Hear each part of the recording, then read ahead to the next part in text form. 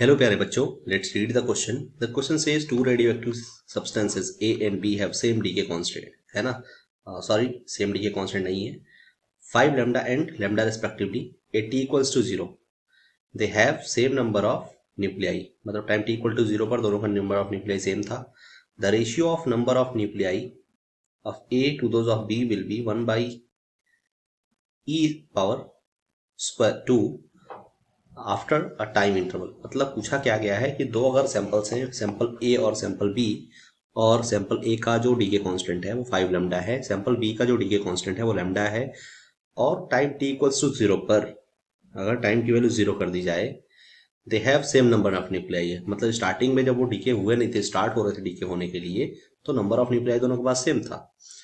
तो पूछा क्या है कि the ratio of number of nuclei of A to those of B, है ना? मतलब कितने टाइम के बाद जो रेशियो होगा number of nuclei of A to that of B will be 1 by square. कितने टाइम के बाद? ऑप्शन दिया टाइम का, है ना? 4 lambda, 2 lambda, 1 by 2 lambda and 1 by 4 lambda. So सबसे पहले बेटा आते हैं हम इस पर की कॉन्सेप्ट के ऊपर. तो हमारा जो की कॉन्सेप्ट लगने वाला है इस क्वेश्चन को सॉल्व करने के लिए, ये बेसिक सा फॉर्मूला है. बेसिक सा फॉर्मूला क्या है? Number of nuclei at time T equals to number of nuclei at initial e to the power minus lambda T. ठीक है, ये हमारा एक बेसिक सा फॉर्मूला है. ठीक है, तो अब क्या कर सकते हैं अपन? अब हम इधर से दो सैंपल्स बना रहे हैं, एक सैंपल ये और दूसरा सैंपल ये. दो अलग अलग सैंपल्स हैं हमारे पास. ये मान लो सैंपल ए है और इधर बेटा sample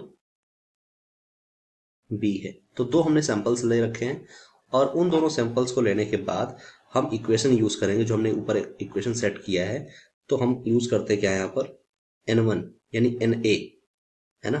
number of nuclei in sample A equals to n naught times of, है ना, n naught times of e to the power minus 5 lambda t, है ना? इसको मान लो बेटा आप इक्वेशन 1. इसको मान लो nb number of nuclei present in sample B equals to N naught. देखो बेटा इसमें भी एन नॉट लिया हमने, इसमें भी एन नॉट, क्योंकि बोला हुआ है कि टाइम टी इक्वल टू 0 पर दोनों के नंबर ऑफ न्यूक्लियाई सेम थे. ठीक है, e to the power minus lambda T. ठीक है, इक्वेशन नंबर सेकंड मान लो. अब आप क्या करते हो? आपको पता है कि आपको क्या करना है? एलिमिनेशन करना है यहाँ पे अब. ठीक है, अगर एलिमिनेशन करना है देन हम क्या यूज करने वाले हैं, है ना?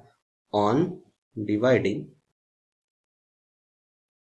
है ना, 1/2.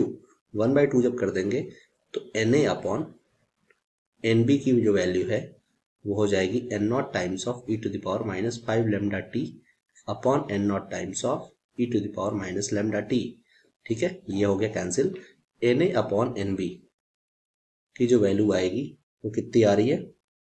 e to the power minus 4 lambda T, है ना? e to the power minus 4 lambda T.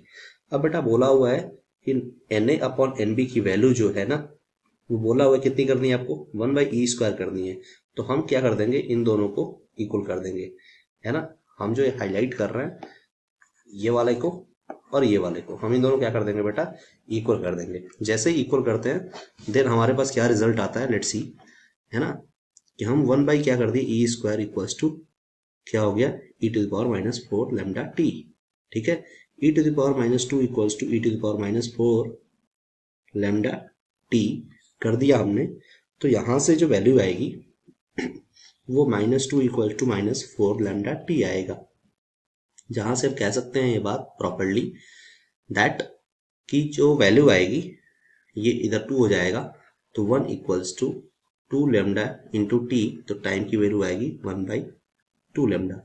So time 1/2 lambda के बाद जो है, जो number of nuclei of A to that of B होगा 1/e स्क्वायर हो जाएगा. So correct option will be C, that means 1/2 lambda.